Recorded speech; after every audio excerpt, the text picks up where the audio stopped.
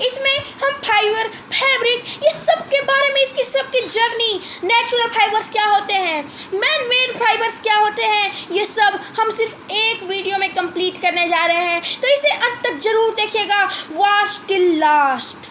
तो सबसे पहले हम पढ़ने जा रहे हैं फाइबर्स के बारे में। फाइबर्स क्या होते हैं? तो हम सबसे पहले जान लेते हैं कि फाइबर्स एक थिन थ्रेड लाइक स्ट्रैंड्स होते हैं जिनसे कि हमें फैब्रिक ऑब्टेन होता है। फैब्रिक ऑब्टेन करने के बीच में भी हमें इनसे थ्रेड बनाना होता है। ऐसे तो फाइबर्स नॉर्मली कॉटन के रहते हैं, जूट के रहते हैं, ऊल के रहते हैं, सिल्क के रहते हैं।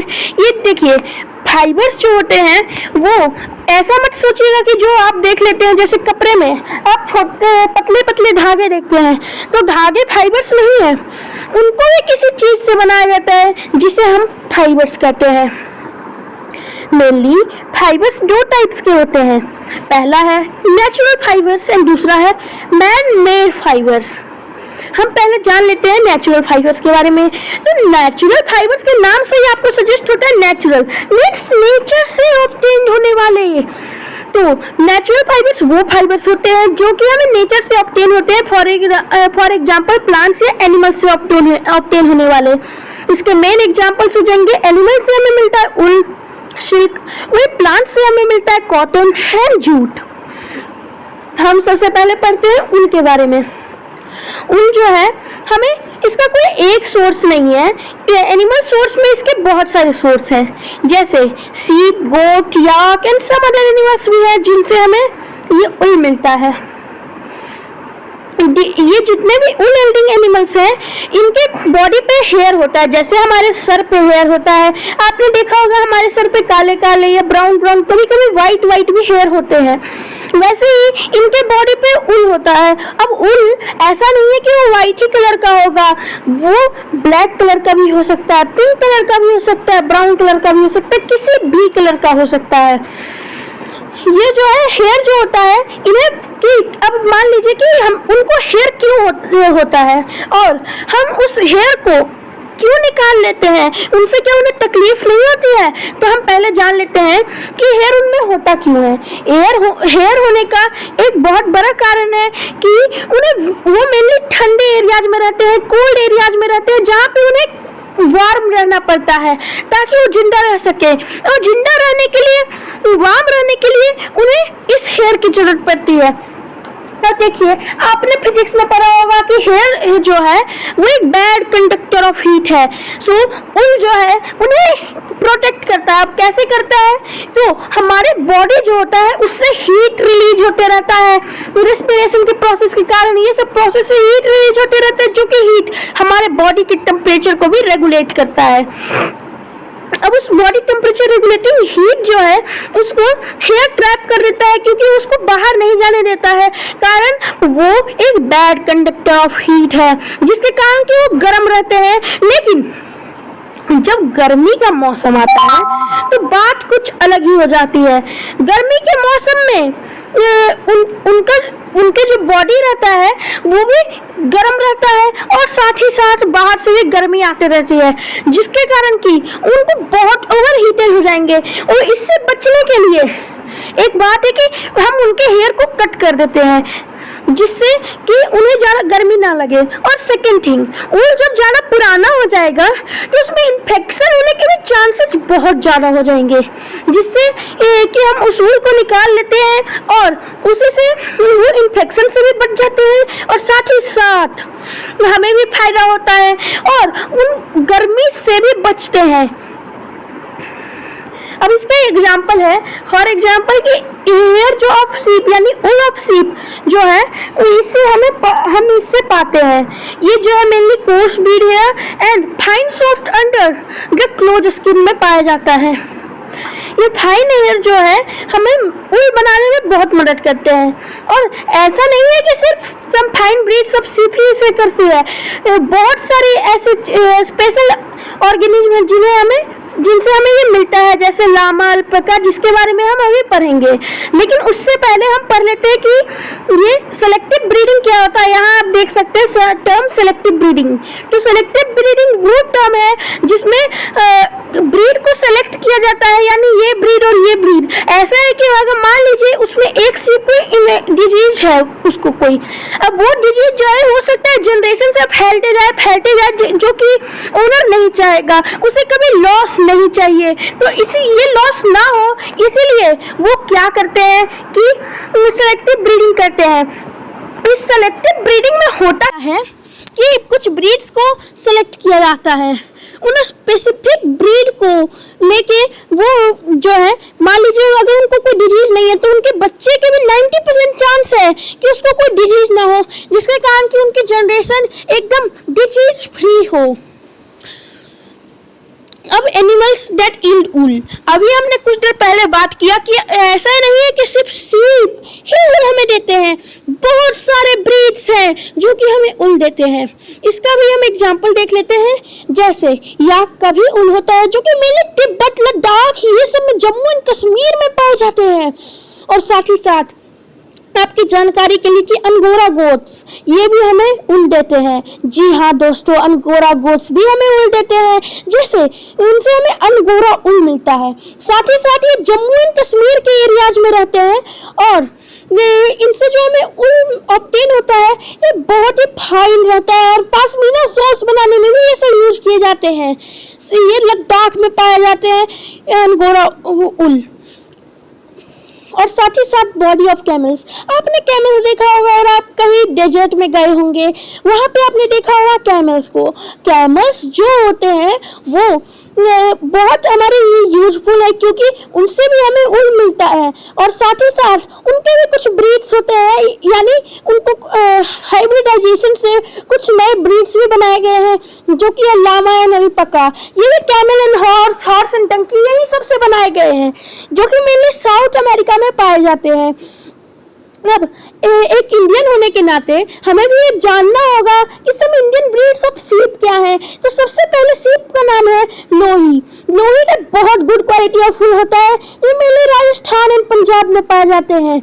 वैसे ही रामपुर भूसहेर, ये भी जो है ब्राउन फ्लीस के लिए बहुत फेमस है, जो कि उत्तर प्रदेश एंड हिमाचल प्रदेश में पाए जाते हैं। साथ ही साथ नाली भी बहुत फेमस है, जो कि कारपेट ऊल के लिए मेनली फेमस है। राजस्थान, हरियाणा, पंजाब, आप एरिया देख रहे होंगे कि कुछ स्पेसिफिक एरिया में जो कि आसपास के उन्हीं में ये पाए जाते हैं। साथ ही साथ बखरवाल, ये भी जो है उलन शॉल्स बनाने के लिए जम्मू एंड कश्मीर में यूज किए जाते हैं। मरवाड़ी, कोर्स ऊल के लिए गुजरात में यूज किए जाते हैं। वैसे ही बहुत सारे हैं जो कि आप आगे पढ़ सकते हैं।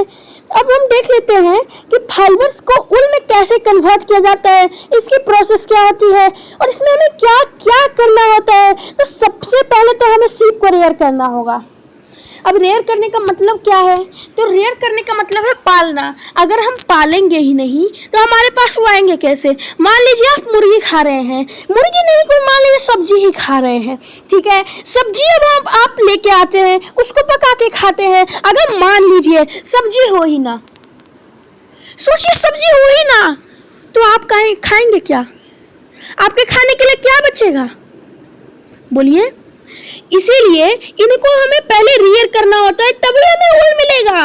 ऊल को पाने के लिए रियर करना बहुत जरूरी है, सबसे पहली प्रोसेस। उसके बाद जब वो ग्रो कर जाते हैं तो उनका हेयर हमें काटना होता है और इसको अब ऊल में कन्वर्ट करने की प्रोसेस आती है। सबसे पहले हम पढ़ लेते हैं रियरिंग ब्रीडिंग ऑफ सीप, यानी रियर मतलब पालना और ब्रीड मतलब खाना खिला के पोलना, पासना, बड़ा करना। अब देख लेते हैं सीप्स आर हर्बीवोरस, यानी ये हर्बीवोरस होते हैं और ग्रास एंड लीव्स को खाना प्रेफर करते हैं। और ये ग्रेजिंग के सिवाय also mixture of pulses, corn, jowar, oil, cakes and minerals को खाते हैं।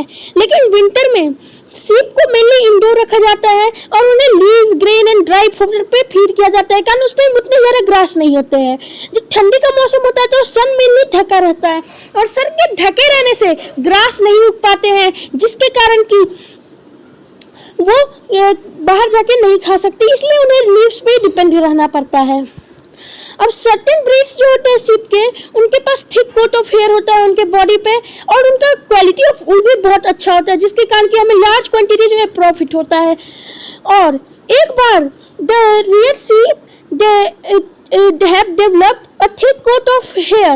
The hair is shaped of for getting wool. The cut wool coat of sheep is called fleece. जब हम कोई एक बार अगर रियर कर लेते कोई शीप को, उसके थिक कोट ऑफ हेयर को जो है जब हम काटते हैं तो हमें जो मिलता है उल का एक कोट, उसे हम फ्लीस कहते हैं। इसके साथ में थोड़ा सा उनका स्किन भी आता है।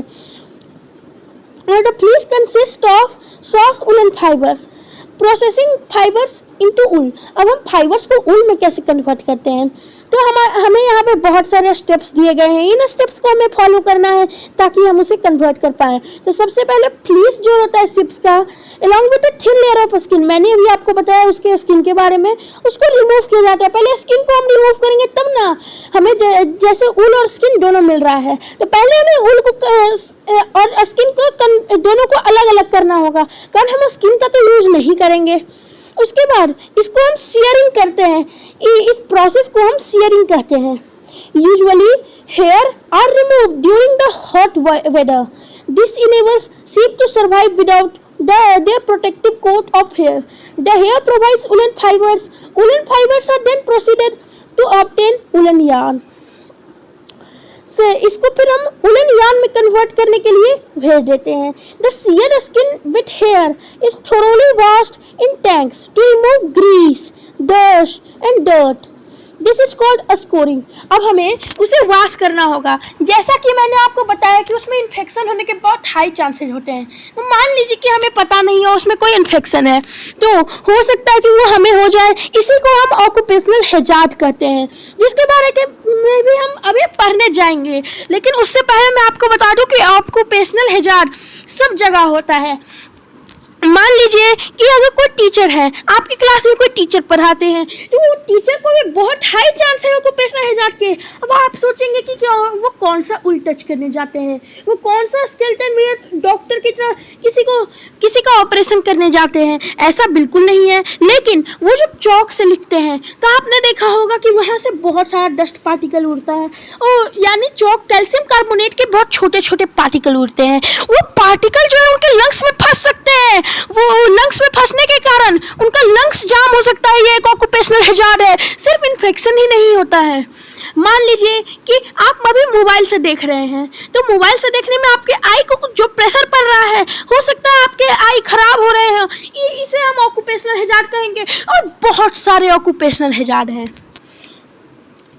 और ये आज के दिनों में स्कोरिंग जो है मशीन से की जाती है। तो स्कोरिंग का मतलब आप क्या समझे, उसमें जो ग्रीस, डस्ट होता है, ये सब हम स्कोरिंग यानी वाटर टैंक्स में उसे वॉश करके निकालते हैं। इसमें कुछ केमिकल्स भी हो सकता है यूज किए जाए। और स्कोरिंग के बाद हम सॉर्टिंग करते हैं। सॉर्टिंग में जो हेयरी स्किन होता है उसे हम फैक्ट्रीज में भेजते हैं, जहाँ पे उसके डिफरेंट टेक्सचर्स को सेपरेट किया जाता है। और यहाँ से शुरुआत होती है अच्छे उल और बुरे उल की। हो सकता है कि कोई उल अच्छा हो, कोई उल बुरा हो, तो यहीं से होता है। जो उल में क्या मिक्स होते हैं, यानी छोटे भी फाइबर होते हैं, बड़े भी फाइबर होते हैं, सिर्फ छोटे फाइबर होते हैं, उन्हें हम खराब उल में गिनते हैं। वहीं जिसके लंबे लंबे फाइबर्स होते हैं वो ज़्यादा ड्यूरेबल होते हैं, ज़्यादा सिल्की रहते हैं, ज़्यादा स्मूथ रहते हैं, ज़्यादा शाइनी रहते हैं, जिसके कारण कि वो ज़्यादा प्रेफर किए जाते हैं और उन्हें हम गुड क्वालिटी ऑफ उल कहते हैं। The small floppy fibers called burrs, जो small floppy fibers रहते हैं उन्हें हम burrs कहते हैं। ये ध्यान रखिएगा। Are picked out from the hair. These are the same burrs which sometimes appears on your sweaters. इन्हें हम स्वेटर, जो बर होते हैं उन्हें हम स्वेटर्स में भी यूज करते हैं। आपने देखा होगा अपने स्वेटर्स में। अब देख लेते हैं, the fibres can be died into various colours. Fibres जो होते हैं जैसे वूल, सिल्क, इनका अपना कलर नहीं होता, इन्हें हम डाई ही कर सकते हैं। मेनली व्हाइट रंग के होते हैं, लेकिन अगर हम इन्हें ड्राई कर दे तो कोई भी कलर। आपने देखा होगा डिजाइनर शर्ट, ऐसा नहीं होता है कि उसमें उल ब्लू रंग के, ब्लैक रंग के, अलग अलग रंग के यूज किए जाते हैं, बल्कि उन्हें ड्राई किया जाता है। ये जो सीप एंड गोट रहते हैं इनके भी हेयर्स को डाई किया जा सकता है। जैसे आपने देखा होगा कि एल्डर्स जो है वो अपने बालों को डाई करते हैं। अब हमारी आधी जर्नी कंप्लीट हो चुकी है। अब हमारे फाइबर्स तैयार हैं और अब हमारे फाइबर जो है क्लोथ्स में कन्वर्ट होने के लिए तैयार है, फैब्रिक में कन्वर्ट होने के लिए तैयार है, तो इन्हें हम स्ट्रेटन करते हैं, कॉम्ब करते हैं, रोल करते हैं और इन्हें हम यार्न में कन्वर्ट करते हैं। यार्न क्या होते हैं? जो आपके थ्रेड होते हैं, धागे होते हैं, उन्हें हम यार्न कहते हैं। The longer fibres are made into wool for sweaters and shorter fibres are spun and woven. तो लॉन्गर फाइबर जो गुड क्वालिटी के होते हैं उन्हें हम स्वेटर बनाते हैं और शॉर्टर फाइबर्स को से हम स्पन एंड वूव करते हैं। अब finally we can conclude that sheep's hair is sheared off from the body, scoured, sorted, dyed, combed and spun to obtain wool and woolen yarn. अब यार्न से हम फैब्रिक बना सकते हैं और इससे हम कुछ भी कर सकते हैं जो भी आपको यूज करना हो। तो हमने यहाँ कितने सारे इंपॉर्टेंट टर्म पर है, देखिए हमने यहाँ पर स्कोरिंग, सॉर्टिंग, डाइंग, कॉम्बिंग और ये सब हमने टर्म सिर्फ इतने से पैराग्राफ में पढ़ लिए। तो ये 4 स्टेप्स को आप जरूर याद रखिएगा, इससे आपको एग्जाम में कम से कम 5 मार्क्स मिल जाएगा। अब हम पढ़ लेते हैं ऑक्यूपेशनल हैजार्ड के बारे में। मैंने आपको अभी कुछ देर पहले भी ऑक्यूपेशनल हैजार्ड के बारे में बताया था, अब मैं उसके बारे में आपको अच्छे से बता देता हूँ, पूरे एग्जाम्पल के साथ मैं बताऊंगा। इस वीडियो को आप अंत तक देखते रहें, मुझे लग रहा है कि आपको मजा आ रहा होगा, तो इस वीडियो को लाइक, शेयर, सब्सक्राइब जरूर करिएगा। अभी हम देख लेते हैं ऑक्यूपेशनल हैजार्ड के बारे में। The wool industry is an important source of livelihood for many people in our country. Wool industry जो है वो हमारे कंट्री में बहुत ज़्यादा इम्पोर्टेंट है लाइवलीहुड के लिए। अब देखिए, the people who do the job of sorting, separating the fleece of sheep into fibers of different qualities are called sorters. वैसे पीपल जो कि हमारे वूल को सॉर्ट करते हैं उन्हें हम सॉर्टर्स कहते हैं। The sorters job is very risky. अब आप सोच रहे होंगे कि वो तो बैठे बैठे सिर्फ वूल को सेपरेट करते हैं ना, उनका क्या काम है? तो नहीं, बिल्कुल नहीं मेरे दोस्तों, इन्हें ऑक्यूपेशनल हैजार्ड हो सकता है जो कि बहुत रिस्की इन्फेक्शन है। जैसे एक बैक्टीरिया से इन्हें एंथ्रेक्स हो सकता है। एंथ्रेक्स डिजीज में क्या होता है, आपको ये जान के आपको घृणा होगी कि एंथ्रेक्स डिजीज में हमारे हाथ या पैर जहाँ भी हो वहाँ एक थोड़ा सा छेद हो जाता है और वहाँ पे पर्पलिश रंग का वो दिखने लगता है या ब्लैकिश रंग का, और आप सोच सकते हो कितना दर्दनाक होगा। ऐसी बहुत सारे डेडली ब्लड डिजीज हो सकते हैं, सॉर्टर्स डिजीज हो सकता है, अब बहुत सारे डिजीज हैं। लेकिन ये अनफॉर्चुनेटली हमारे कंट्री में सिर्फ इसी में ऑक्यूपेशनल हैजार्ड नहीं है। मेरे अंदाजे से तो कोई भी ऐसी जॉब नहीं है जिसमें ऑक्यूपेशनल हैजार्ड ना हो। अगर आपको कोई पता है कि कोई जॉब में ऑक्यूपेशनल हैजार्ड ना हो तो लिख के जरूर भेजिएगा, मैं उसका रिप्लाई जरूर भेजूंगा कि है या नहीं है। तो देखिए, मान लेते हैं कि कोई जॉब है, अभी हमने टीचिंग का जॉब लिया, हमने स्टूडेंट्स का भी जॉब लिया साथ ही साथ। अब हम मान लीजिए ले लेते हैं पायलट्स की जॉब। आपने देखा होगा कि पायलट्स जो है वो प्लेन उड़ाते हैं, उनको क्या उनका ऑक्यूपेशनल हैजार्ड क्या है? तो मान लीजिए कि आसमान में एटीसी से कंट्रोल टूट गया तो क्या होगा? हो सकता है वो प्लेन क्रैश हो जाए, ये बहुत बड़ा ऑक्यूपेशनल हैजार्ड है। ऐसे ही मान लीजिए आप बोलते टीवी न्यूज़ रिपोर्टर्स का, टीवी न्यूज़ रिपोर्टर्स को भी कुछ भी हो सकता है। वो अभी कोरोना वायरस का दौर चल रहा है, उनको एक दूसरे से कोरोना वायरस हो चुका है, हम आ जाते हैं छुट्टी लेके। अगर आप गवर्नमेंट जॉब में हैं तो आप छुट्टी लेके आ जाएंगे, आपके पापा मम्मी गवर्नमेंट जॉब में, वो छुट्टी लेके आ जाएंगे, लेकिन उनको कभी छुट्टी नहीं मिलता जल्दी। उनके जब कोरोना वायरस हो या कुछ हो, उन्हें कोई भी छुट्टी नहीं मिलता, उन्हें हमेशा दिन रात काम करना पड़ता है 24x7 आवर्स, इसीलिए उनका जॉब बहुत रिस्की होता है। ऐसे ही एक नहीं, दो नहीं, बहुत सारे ऑक्यूपेशनल हैजार्ड्स हैं जिनके बारे में हम सोच भी नहीं सकते, उनके बारे में बता नहीं सकते, इसलिए इनसे हमें बच के रहना चाहिए। अब हम देख लेते हैं सिल्क के बारे में। जैसा कि हम सब जानते हैं कि सिल्क भी एनिमल से पाया जाता है, लेकिन सिल्क फाइबर्स और एनिमल फाइबर्स, लेकिन ये सिल्क वॉर्म से, ये कोई ऐसे एनिमल सीप, गॉड, डॉग ये सब से नहीं पाए जाते। ये सिल्क वॉर्म्स एक वॉर्म्स होते हैं, छोटे छोटे वॉर्म्स होते हैं जिनसे हमें सिल्क फाइबर मिलता है। अब वो कैसे मिलता है? तो देखिए, सिल्क वॉर्म्स जो होते हैं वो अपने मुंह से एक प्रोटीन छोड़ते हैं। इसके बारे में हम पूरी लाइफ साइकिल को पढ़ेंगे, इस वीडियो को अंत तक जरूर देखिएगा। वो अपने मुंह से एक फाइबर्स छोड़ते हैं, उन फाइबर से हम जो है सिल्क ऑब्टेन करते हैं। वो फाइबर जो है प्रोटीन का बना रहता है और इसकी लाइफ हिस्ट्री के बारे में हम पहले अभी पढ़ेंगे। लेकिन इस प्रोसेस को, यानी ये जो सिल्क वर्म से सिल्क रियर किया जाता है, इसे हम सेरीकल्चर कहते हैं। सबसे पहले हम जान लेते हैं life history of silk moth, यानी ये क्या होता है सिल्क मॉथ के लाइफ हिस्ट्री में। The female silk moth lays eggs from which hatch larvae are called caterpillars और सिल्क वर्म्स। तो कैटरपिलर्स होते हैं, सिल्क वर्म्स होते हैं, वो धीरे धीरे साइज में बढ़ते हैं और अब वो नेक्स्ट स्टेज में इंटर करने के लायक हो जाते हैं। अब ये प्यूपा बन जाते हैं और ये एक नेट बनाते हैं। लेकिन प्यूपा बनने से पहले क्या होता है, तो प्यूपा बनने से पहले वो बहुत ज़्यादा मलबेरी लीव्स जो होते हैं उन्हीं पे भी ये मेनली फीड करते हैं, जिससे अच्छा सिल्क हो। मलबेरी लीव्स को खाते जाते हैं। और एक इंटरेस्टिंग बात कि फीमेल मॉथ जो होती है वो इनको मलबेरी लीव्स पे ही मेनली अंडे देती है, ताकि इन्हें मलबेरी लीव्स बचपन से ही मिलते जाए। और फिर वो धीरे धीरे अपने हेड से घुमा के प्रोटीन छोड़ते हैं, जो जिससे कि एक नेट सा बन जाता है, व्हाइट रंग का या येलोइश रंग का नेट बनता है मेनली। और उस नेट के अंदर वो ट्रैप हो जाते हैं, जिसके बाद कि वो अपने नेक्स्ट स्टेज में जाने के लिए तैयार होते हैं। और इसी बीच जो रहता है वो सिल्क का जो प्रोटीन से बनाया हुआ मॉथ जिसके अंदर रहता है उसको निकाल लिया जाता है और उसको बॉईल किया जाता है। अब आप सोच रहे होंगे कि अरे सिल्क उसको बॉईल कर दिया जा रहा है कीड़े के साथ। तो जी हाँ दोस्तों, हमें सिल्क पाने के लिए उनकी जान लेनी पड़ती है। लेकिन यहीं पे नहीं प्रोसेस रुकता है। उनको जब हम जान ले लेते हैं तो वो उनके सिल्क को लेने के बाद बहुत सारे कीड़े भी बचते हैं। अब देखिए, उन कीड़ों को अगर कोई टच करेगा तो हो सकता है उसे ऑक्यूपेशनल हैजार्ड हो। यहाँ भी ऑक्यूपेशनल हैजार्ड छुपा हुआ है, सब जगह ऑक्यूपेशनल हैजार्ड है। अब हम साथ ही साथ जान लेते हैं कि उन कीड़ों के साथ क्या होता है। उन बेचारे कीड़ों पे यही रहम नहीं किया जाता है। उन बेचारे कीड़ों को वुहान के सी मार्केट, फिश मार्केट, ये सब में बेचा जाता है। पका पका के लोग उसे चाव से खाते हैं। आप सोच सकते हैं उन सिल्क मॉथ की कहानी। लेकिन कुछ सिल्क मॉथ को बचाया जाता है और उन सिल्क मॉथ से उनके जनरेशन को आगे बढ़ाया जाता है। इसीलिए यही है सिल्क मॉथ की कहानी। अब हम जान लेते हैं कि ये हुआ कैसे था। तो सबसे पहले इसको चाइना में खोजा गया था। तो इस चाइना में जो है, जब चाइना की महारानी एक बार देख रही थी कि उसके मलबेरी लीव्स या उसके ट्री जो है बार बार खराब हो रहे हैं, उसके पत्ते बीच बीच से कटे कटे रह रहे हैं।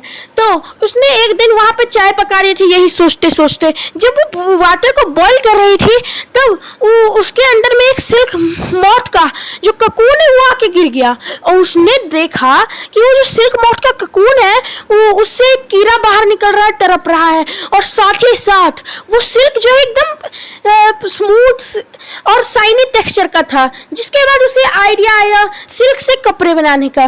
फिर उसने सिल्क से कपड़े बनवाए और कपड़े बनवाने पे भी बहुत ड्यूरेबल, स्मूथ, शाइनी और बहुत एक्सपेंसिव लग रहे थे। तो उसने उसे बेचना शुरू किया, उसका ट्रेड करना शुरू किया। ये चाइना में हजारों साल तक इसका सीक्रेट रखा गया। लेकिन फिर बाद में जब इसे रोमन बहुत पसंद करने लगे, 500 साल और 600 साल हो गए, रोमन पसंद कर रहे थे इसको, हमेशा खरीदते थे, बहुत ज़्यादा मात्रा में रोमन खरीदते थे इसको। जिसके बाद फिर पता चला कि हाँ, इसको ऐसे बनाया जाता है और फिर सब कंट्री इसे धीरे धीरे बनाने लगे। लेकिन जिस रूट से सिल्क को ले जाया जाता था वो भी आज इंडिया के बॉर्डर्स पे प्रेजेंट है, जिसे हम सिल्क रूट के नाम से जानते हैं, जो कि आपने हिस्ट्री की क्लास में पिछले क्लास 6 में पढ़ा होगा। अब बहुत सारे टाइप ऑफ सिल्क रहते हैं, तसार सिल्क, मोगा सिल्क, कोसा सिल्क और बहुत सारे। इनके सबके अपने अपने क्वालिटी होती है। लेकिन मलबेरी से लीव्स जो खा के सिल्क वर्म बढ़ते हैं उनकी सबसे बेस्ट क्वालिटी ऑफ सिल्क होता है। अब सिल्क भी 2 टाइप के होते हैं, प्योर एंड आर्टिफिशियल। सब एनिमल से ही नहीं पाए जाते हैं। तो प्योर सिल्क वो सिल्क होते हैं जो कि ककून्स ऑफ सिल्क वर्म से डायरेक्टली पाए जाते हैं, जो कि प्रोटीन के बने रहते हैं। वही आर्टिफिशियल सिल्क जो है वो ऊँट के पल्प और उसके सेल्यूलोज से मिक्स करके या उसके मॉडिफाई करके पूरा का पूरा सिल्क उससे बनाया जाता है। इसलिए 2 टाइप के सिल्क हो गए, artificial silk and pure silk. अब देख लेते हैं आर्टिफिशियल सिल्क जो है वो प्लांट से बनाए जाते हैं, वही प्योर सिल्क जो होता है वो एनिमल से पाया जाता है। साथ ही साथ मेन जो सिल्क है वो प्योर सिल्क है, आर्टिफिशियल सिल्क बाद में ऐसे ही खोज लिया गया। अब ककून से सिल्क कैसे बनाया जाता है, तो ककून जैसे हमने उल से सिल्क देखा, सॉरी उसके फाइबर से उल देखा, वैसे ही ककून से सिल्क अभी बनाने का हम प्रोसेस देखेंगे। सबसे पहले हमें सिल्क वॉर्म को रियल करना होता है, ये हम सबको पता है कि सिल्क वॉर्म को हमें रियल करना होगा। तो उसके जो सिल्क मॉथ जो है वो 100 ऑफ एक से एक बार में देगी और उसे मलबेरी लीव्स पे छोड़ के चले जाएगी। उसके बाद फिर उसको जो है सिल्क वॉर्म फार्मर्स जो है मार्केट में बेचेंगे, जिसको कि खरीद लिया जाएगा बड़ी बड़ी फर्म्स कंपनीज के द्वारा, और वहाँ पे उन्हें सुटेबल टेम्परेचर में लार्वे को रखा जाएगा और धीरे धीरे वो सिल्क वॉर्म्स या कैटरपिलर्स में कन्वर्ट हो जाएंगे। वो लगभग मलबेरी लीव्स को 25 से 30 दिन खाते रहते हैं। उनका भी स्टेज होता है, फर्स्ट स्टेज में थोड़े एकदम नए नए रहते हैं, सेकेंड स्टेज में थोड़े ज़्यादा मोटे बड़े हो जाते हैं, थर्ड स्टेज में थोड़े और ज़्यादा बड़े, फोर्थ स्टेज में बहुत बड़े हो जाते हैं और लास्ट 5th स्टेज में सबसे ज़्यादा बड़े हो जाते हैं जब 25-30 दिन बाद वो खाना छोड़ देते हैं और धीरे धीरे अपना ककून बनाना शुरू कर देते हैं। ये ककून वो बनाते हैं जब उसके बाद वो अपना अलग अलग जगह चूज करते हैं और ककून बनाते जाते हैं और जब तक पूरा ना कवर हो जाए, उसके बाद फिर उसको थोड़े टाइम के लिए छोड़ दिया जाता है और वहाँ से ककून निकाल के उसको डायरेक्टली बॉयल कर दिया जाता है, जिससे कि सिल्क फाइबर सेपरेट कर दिए जाते हैं। अब आप देख सकते हैं यहाँ पे कि फीमेल सिल्क वॉर्म जो है एग दे रही है मलबेरी लीव्स पे, मलबेरी ट्री ये है, यहाँ पे ककून्स हुए और इससे फिर आगे बढ़ते जाएगा। मैं क्वेश्चन आंसर्स को डिस्कस करने जा रहे हैं, तो आइए क्वेश्चन नंबर 1 से शुरू करते हैं। Question number 1, you must be familiar with the following nursery rhymes. यहाँ कुछ नर्सरी राइम्स दिए गए हैं, जैसे baa baa black sheep have you any wool, यानी baa baa black sheep have you any wool एक दिया गया है, और Mary had a little lamb whose fleece was as white as snow. अब हमें इसमें कुछ क्वेश्चंस दिए गए हैं, इन्हें हमें आंसर करना है। Which part of black sheep have wool, the hairy skin called fleece has wool in black sheep, यानी ब्लैक शिप हो या वाइट शिप हो, यहाँ इससे कुछ मैटर नहीं करता, कोई भी शिप हो उसके जो फ्लीस होते हैं उसमें उल पाए जाते हैं। वैसे ही यहाँ पे दिया गया है what is mean by white fleece of lamb. White fleece of the lamb means the white coloured hair ये स्किन, यानी वाइट फ्लीस यानी वाइट उल जो उसके बॉडी पे है ना, उसे हम वाइट फ्लीस कहते हैं। वैसे ही the silkworm is a caterpillar, a larva, choose the correct option, यानी कौन सा है, ए होगा या बी होगा या ए या बी में से कुछ नहीं होगा या दोनों ए या बी होगा। तो यहाँ देखिए एक लार्वा भी होता है सिल्क वॉर्म और एक कैटरपिलर भी होता है सिल्क वॉर्म, इसलिए बोथ ए एंड बी होगा। Which of the following does not yield wool? अब देखिए याक दिया गया है, याक से तो हमें उल मिलता है। कैमल दिया गया है, कैमल से हमें उल मिलता है। गॉट दिया गया है, गॉट से हमें उल मिलता है।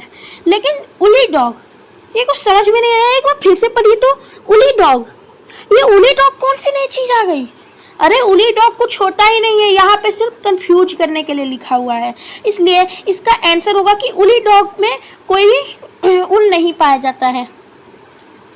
नेक्स्ट है what is mean by the following terms, rearing, sharing and sericulture. सबसे पहले हमें रियरिंग के बारे में बताना है। तो रियरिंग वैसी प्रोसेस है जिसमें हमें किसी भी एनिमल, कोई भी ऑर्गेनिज्म को हम पालते हैं, पोसते हैं, यानी क्या रखते हैं, कीपिंग, फीडिंग, ब्रीडिंग और उसकी मेडिकल केयर करते हैं, इसे हम रियरिंग कहते हैं। अब इससे हमें फ़ायदा क्या होता है, तो इससे हम बहुत सारे चीज़ उनसे रिसोर्सेज ले सकते हैं। जैसे हम हनी को लेते हैं, हनी बीज से, जिसमें जो है हनी अगर लेते हैं तो उस बीज का रियरिंग उसे कहेंगे। वैसे ही हम अगर मान लीजिए सीप को पालते हैं तो उससे हमें उल मिलता है, सिल्क वॉर्म से सिल्क मिलता है, इसी को हम रियरिंग कहते हैं। शेयरिंग एक ऐसी प्रोसेस है जिसमें फ्लीस जो रहता है वो सीप से निकाला जाता है हमारे प्रॉफिट के लिए, और ए लेयर ऑफ स्किन भी उसके साथ आ जाती है, जिसके हम सियरिंग कहते हैं। वैसे ही सेरीकल्चर क्या होता है? तो सेरीकल्चर वैसा प्रोसेस है जिसमें हम सिल्क वॉर्म से सिल्क ऑब्टेन करते हैं। यानी आप यहाँ देख सकते हैं कि सियरिंग एंड सेरीकल्चर दोनों लगभग सेम है, बस उसमें फ़र्क ये है कि इसमें सिल्क ऑब्टेन किया जाता है वो भी सिल्क वॉर्म से, और इसमें एक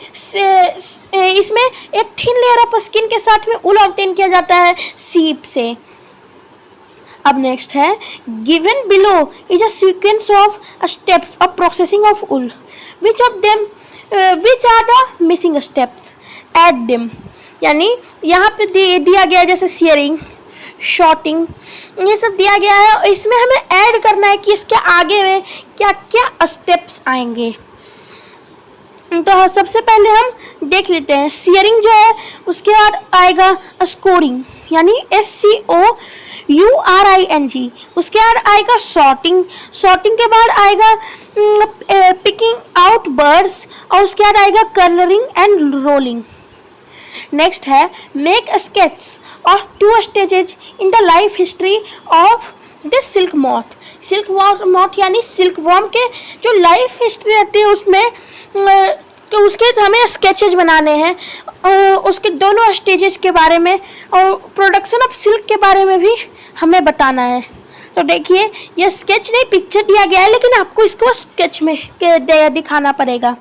ये देखिए मेल सिल्क मॉथ है एंड फीमेल सिल्क मॉथ है, ये दोनों से मलबेरी लीव्स पे ये उल देते हैं। इस उल से सिल्क वॉर्म बनते हैं, और सिल्क वॉर्म से ये प्यूपा से ये फिर बन जाते हैं अपने सिल्क मॉथ, फिर से बन जाते हैं, और ये फिर से सब कुछ रिपीट होता है। ये जितना भी प्रोसेस है इसको फिर बार बार रिपीट किया जाता है। इस डायग्राम को आपको बहुत अच्छे से बनाना होगा, और ये 100% है कि आपके एग्जाम में आएगा ही आएगा। अगर इस चैप्टर के बाद अगर आपकी टेस्ट की हो तो उसमें भी आना, ये बहुत इंपॉर्टेंट क्वेश्चन है, इसलिए हो हीगा। अब नेक्स्ट क्वेश्चन है question number 7, out of the following which are the 2 terms related to silk production.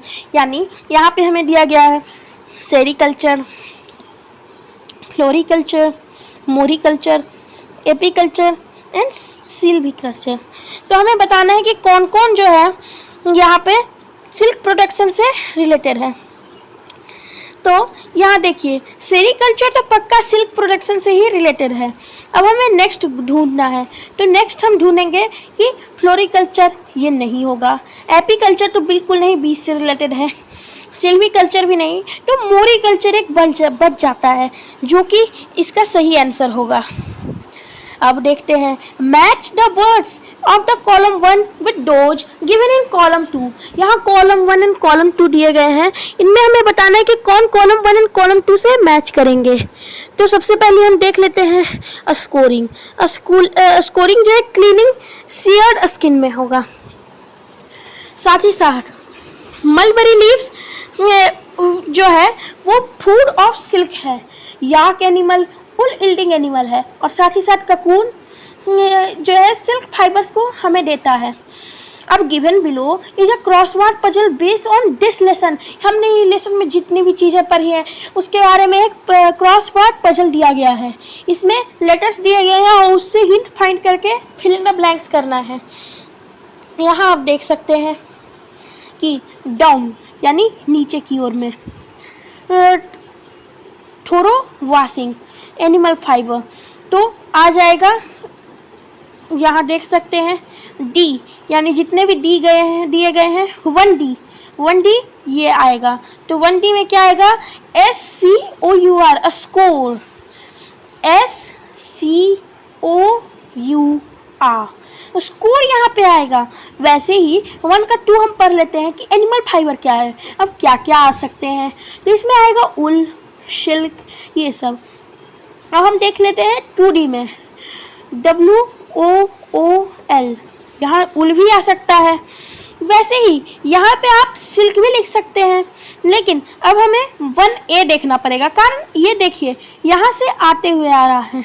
तो कीप्स वार्म, क्या वार्म क्या करता है उसको, तो उल WOOL गर्म करने के लिए उल यहाँ पे आ जाएगा WOOL।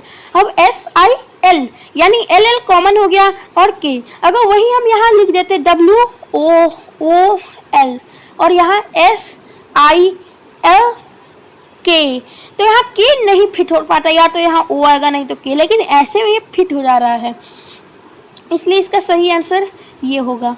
और हम देख लेते हैं कि ट्री क्या है। Long thread like structure. Long thread like structure क्या होता है? Fibre FIBRE। फाइबर जो है लॉन्ग थ्रेड लाइक स्ट्रक्चर है, वहीं 2 का A क्या होगा? तो 2 का A क्या है? Its leaves are eaten by silk worms. किसका लीव्स हमने अभी अभी पढ़ा था? Mulberry leaves. तो क्या यहाँ पे आएगा? MULBERRY, मलबेरी बिल्कुल यहाँ पे आएगा, लेकिन MUL यहाँ B आ गया। और 3D में क्या था? Long thread like structure FAB। देखिए दोनों कॉमन हो गया, यानी ये ठीक है। RIC FIBRE, यहाँ पे E आ जाएगा। और देखिए 3A लास्ट हमें खोजना है। Hash from eggs of moth, तो क्या हमें मिलता है? हमें मिलता है सिल्क वॉर्म। क्या यहाँ पे आएगा? SILKWORM। सिल्क वॉर्म तो यहीं खत्म हो गया। अच्छा, हो सकता है यहाँ कैटरपिलर आए, तो CATERPILLAR, बिल्कुल यहाँ कैटरपिलर आ गया।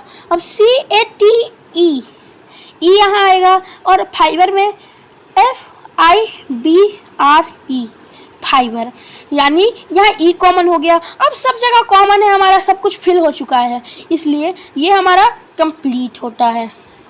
तो इसी के साथ हमारा चैप्टर कंप्लीट होता है। अगर आपको ये वीडियो पसंद आया हो तो लाइक करना, शेयर करना, सब्सक्राइब करना और इसे अपने दोस्तों के साथ फैलाना बिल्कुल भी मत भूलना।